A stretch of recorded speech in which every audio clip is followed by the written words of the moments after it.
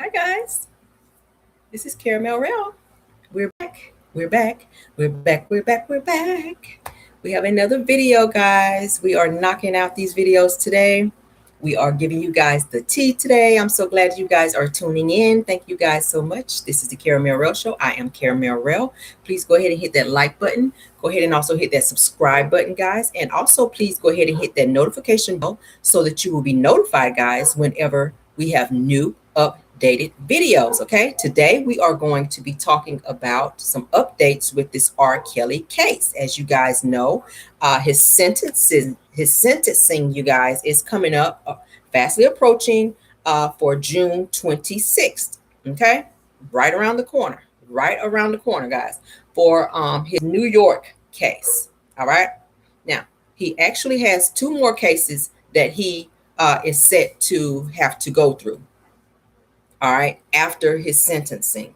And he was asking if the sentencing hearing could be held off until the other two cases were done.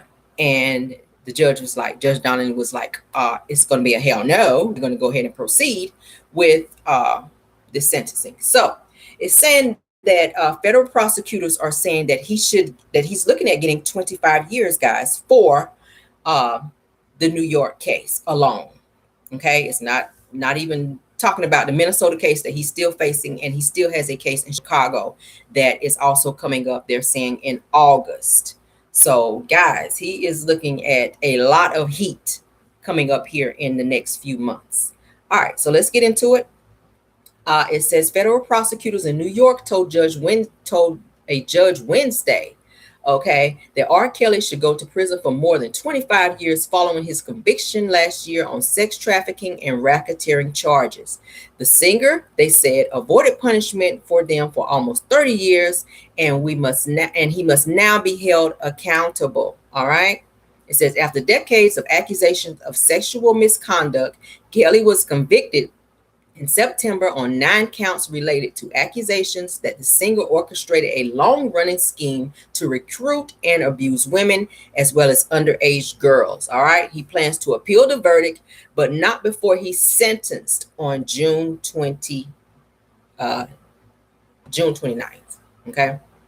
I'm sorry. So the sentencing, I'm sorry, guys, instead of June 26th, I'm sorry, I stand corrected. It is June 29th. Okay. Still right around the corner. All right, got my dates mixed up. Sorry for that. All right, in a brief filed Wednesday, okay, prosecutors from the U.S. Attorney's Office in Brooklyn urged Judge Ann Donnelly to make that sentence close to an effective life sentence for the 55-year-old singer. All right, so they're trying to hand down that time, that fed time. Don't be playing, y'all. Okay, they cited the seriousness of his crimes and how long he was able to avoid consequences for them. 30 years, guys. He's been dipping and dabbing for 30 years. All right. Put simply, the defendant's crimes were calculated, methodical, and a part of a long-standing pattern of using his platform as a larger-than-life musical persona and his deep network to gain access to teenagers, guys. Many of whom were particularly vulnerable, and then to exploit them for his personal gain and for sexual gratification. Okay, this is what the prosecutors were saying. All right. They also cited the risk that he would commit more crimes if he was set free. All right. The government has little doubt that if afforded an opportunity to offend again, the defendant would do so, prosecutors wrote. All right. He poses a serious danger to the public. His actions were brazen, manipulative, controlling, and coercive. All right. He has shown no remorse or respect for the law. All right. R. Kelly's attorney, Jennifer Bonjean, did not immediately return the request for comment on Wednesday's sentencing memorandum. All right. She will have a chance to file a response to the government's brief before Judge Donnelly meets out her sentence for R. Kelly. All right. Regardless of how many years are handed down later this month, R. Kelly still faces a second trial in August, as we just previously discussed. Okay, that could see additional convictions and prison time. Okay, so on top of the 25, he's facing more time. Okay, in that case, Chicago federal prosecutors accused Kelly of possessing child pornography and obstruction of justice. All right, in March, R. Kelly asked Judge Donnelly to delay the New York sentencing until after the Chicago trial, but the judge refused the request, and prosecutors argued that his many victims had already waited years to see the defendant held accountable. All right, so they're ready to. They like, yeah, no, we're not delaying this anymore. We pushed it back. The pandemic has caused us to have to push this case back, and we are now ready to go ahead and rule, to go ahead and get this case behind us and go ahead and sentence him. We are tired of this situation. All right, that's what they're saying. Separate from this month's sentencing, Bogine is currently, his attorney is currently asking Judge Donnelly to overturn the conviction, either by acquitting the star outright or by ordering a new trial. She's argued that his former lawyers were so ineffective and it violated his constitutional right to effective legal counsel. All right, and that the evidence in the case was so weak that it did not support a guilty verdict. All right, so they're trying to get it thrown out, which they will not, because he has so many charges against him and so much evidence, guys, has been presented. All right, if those arguments are unsuccessful, such post-trial motions are rarely granted. Kelly's legal team will then appeal the case to U.S. Appeals Court for a Second Circuit. Okay, we've already known that they were trying to appeal this case, guys. For the New York case, it's been in talks that R. Kelly was trying to appeal this case because he felt that his attorneys did not fight wholeheartedly for him during that trial. Now, there were 25 witnesses that got on the stand, guys, to testify against R. Kelly. Some of which were people who were in his camp that worked for him. They testified in light of, for a lighter sentence for them, because as you know, they will also have to serve time for their crimes. In this, they call a compound for assisting him in these sex trafficking charges. All right.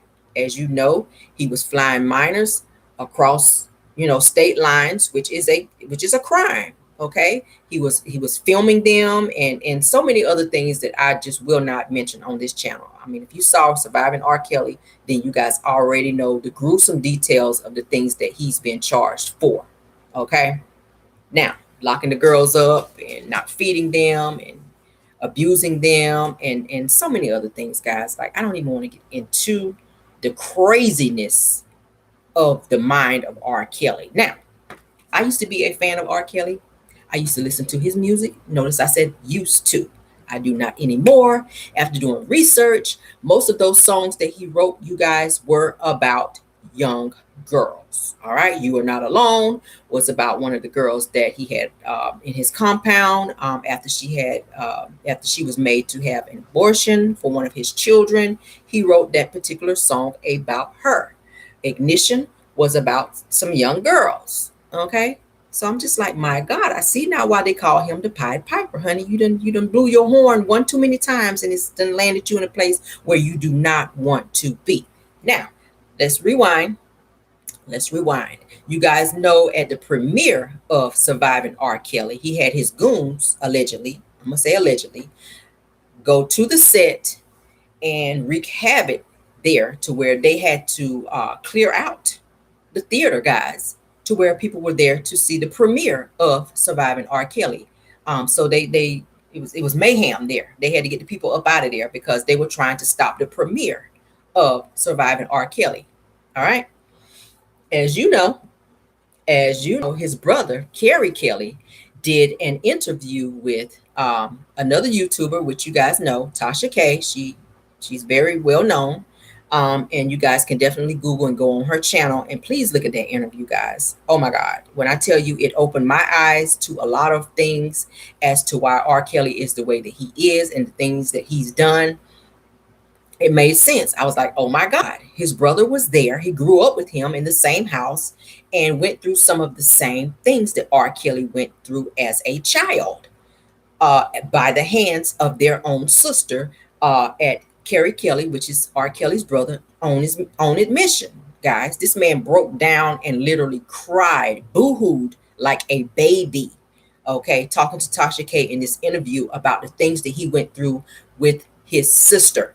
She was watching them. It was him. It was Carrie Kelly, R. Kelly, and their other brother, Bruce. I think Bruce is their oldest brother. Yeah, she used to watch them while their mother worked, because she worked two jobs. And while she was watching them, she was sexually abusing them.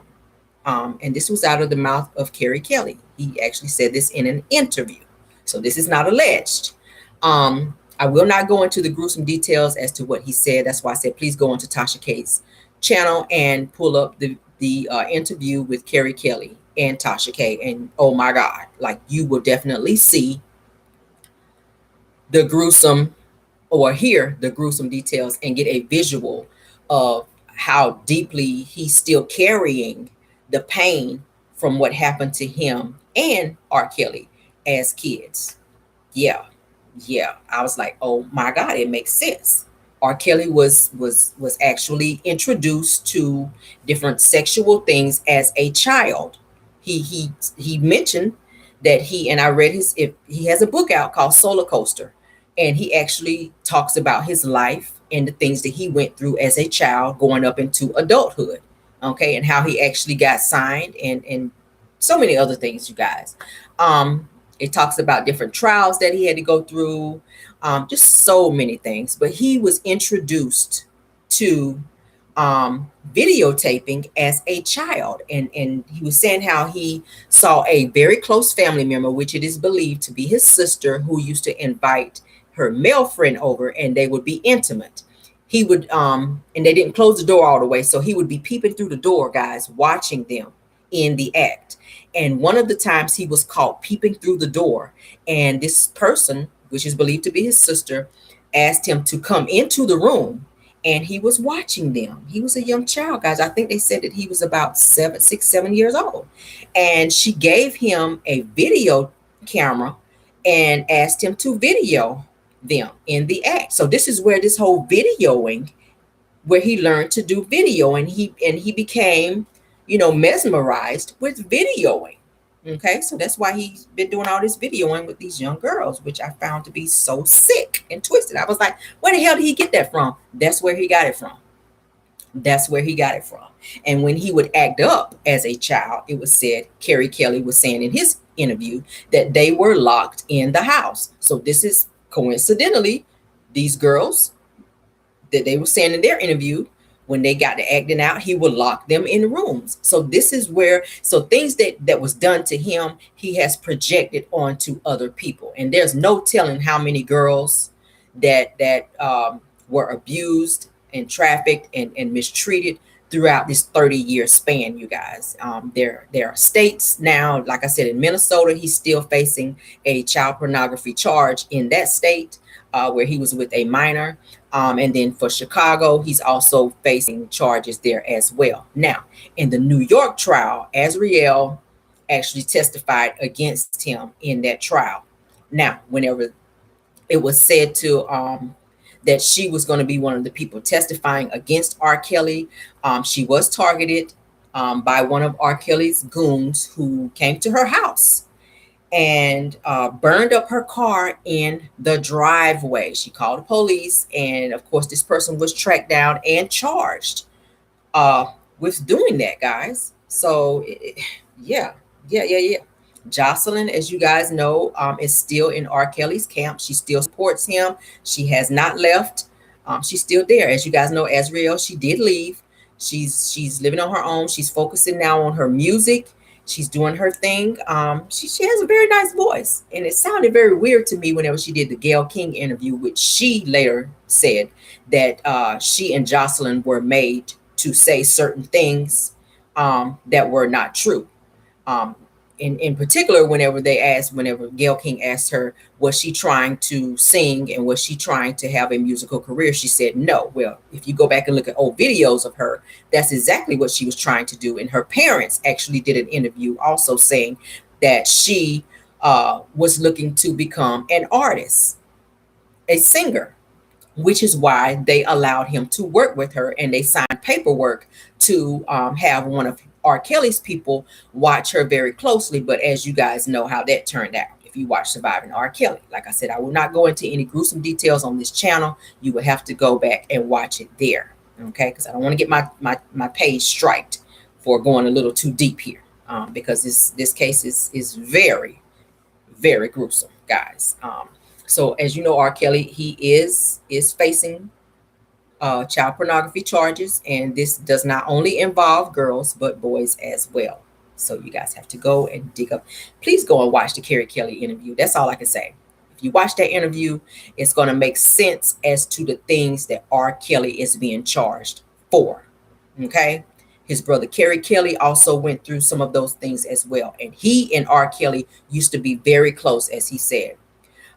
Throughout the years, their relationship began to fizzle because R. Kelly, it was said that R. Kelly asked him to take the rap for him whenever this whole, you guys know the first tape that came out with the 16-year-old that, you know, was released everywhere.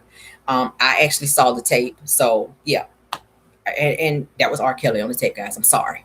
But it was said, and his brother said in his interview with Tasha K that R. Kelly asked him to take the rap, and he offered to pay him an undisclosed amount of money to do so, and his brother said no.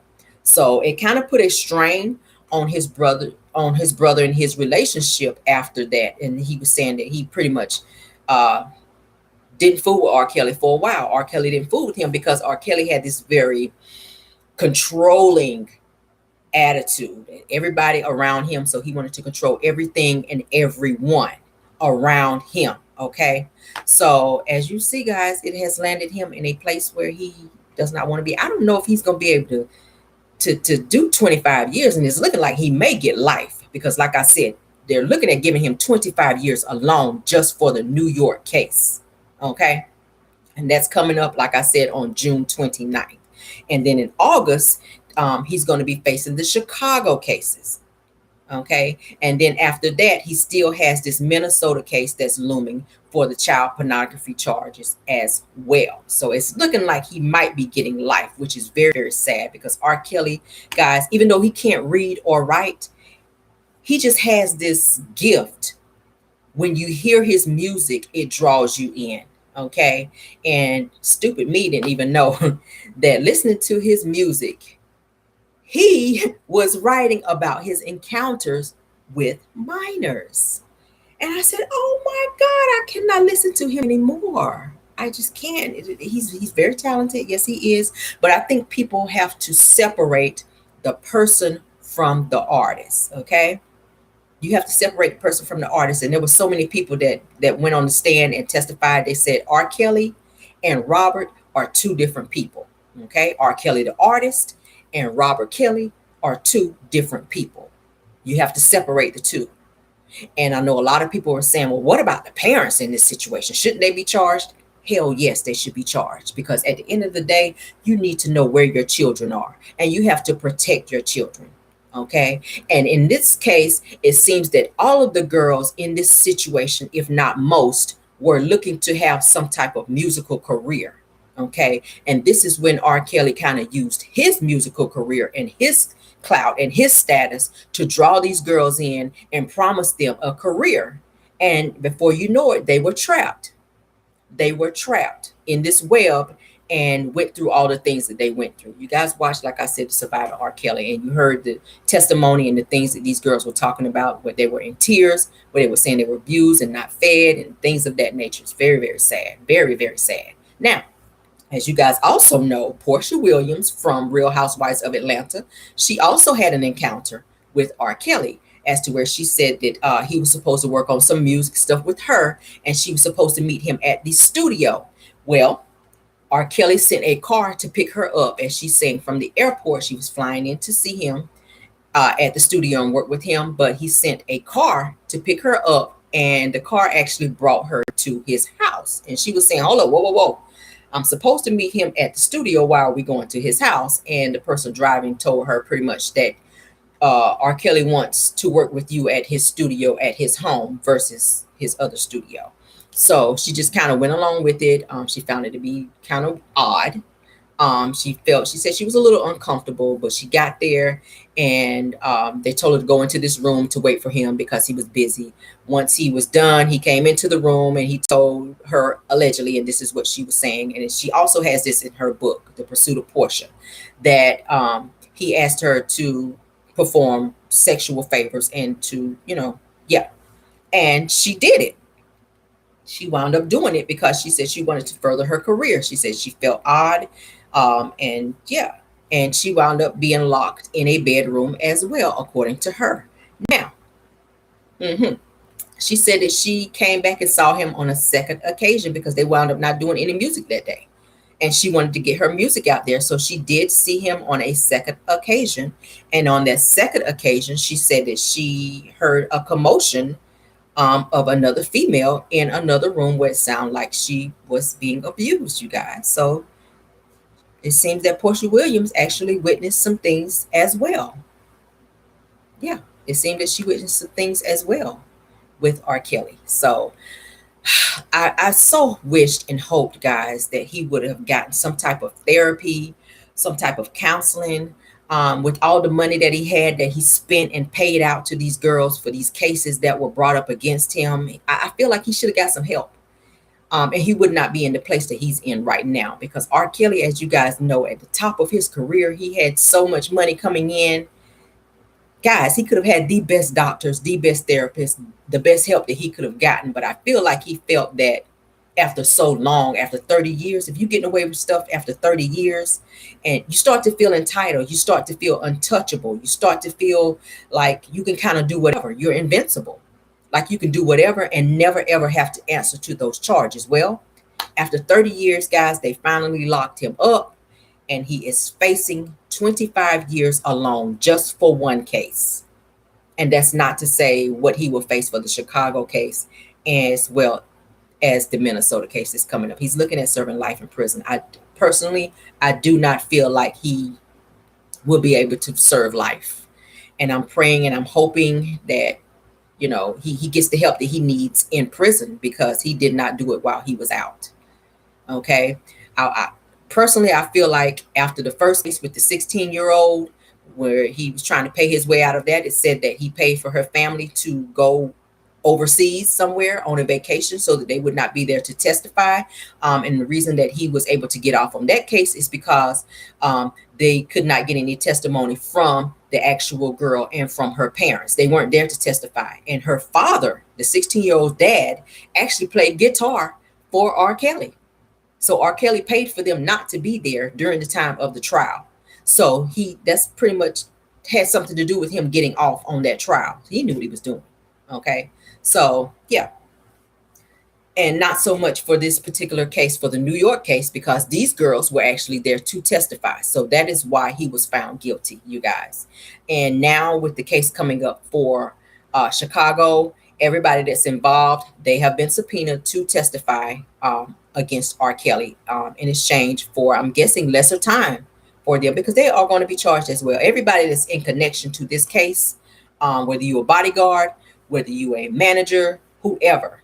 Diana Copeland, she did an interview with Good Morning America. She is said to be his manager. She's managed him for years. She's also handled situations with the girls. Azriel Clary testified on her interview with, she did a second Gayle King interview, and she basically said that Diana Copeland was one of the women who actually went everywhere with the girls to make sure they stayed in line, and she reported back to R. Kelly. And a lot of them got in a lot of trouble if they did not adhere to the rules and regulations. And that was Diana Copeland's job, was to make sure that the girls was, adhering to rules and regulations that was put out by R. Kelly. And when they did not, then they did suffer certain punishments. But she got on the interview and said, "Oh, I don't know anything about that. I never saw the girls actually go through any of this, and I don't know this and I don't know that." And so yeah, we're going to see what happens with her as well. Okay. She had to go with the girls when they went shopping. Everywhere they went, she had to go. So for you to say that you didn't know this and that you didn't know that, when it comes to these girls, it sounds like you're lying, dear. I'm sorry. Okay. It's kind of sounding like you're lying. I'm sorry. If you're there 24/7 with these girls, then you've seen something, but you're trying to cover your own ass. Okay, you can't lie to the feds though, baby. You can't lie to the feds. But yeah, so guys, what do you think about this update? Like I said, R. Kelly is looking at being sentenced on June 29th, you guys. And then he has his other case for Chicago that will begin in August. And then thereafter, he has another case for Minnesota, which will then follow after that. But he is looking at getting 25 years, if not more, for his New York case where he was found guilty. Okay. Go ahead in the comments, guys, and let me know what you guys think about that. Also, go down and hit that notification bell so that you can be notified, guys, once we do more updates and more videos, okay? Please go ahead and hit that like button as well.